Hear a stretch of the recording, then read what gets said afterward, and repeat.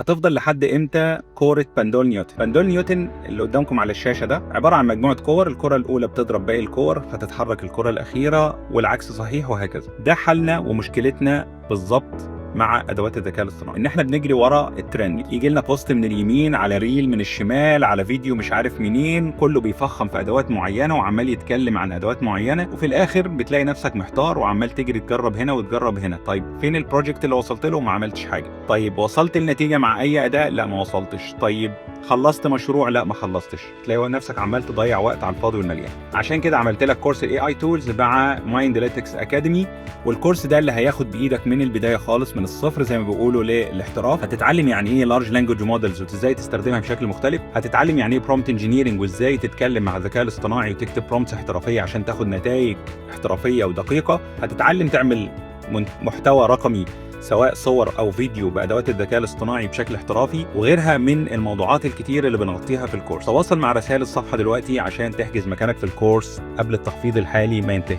سلام.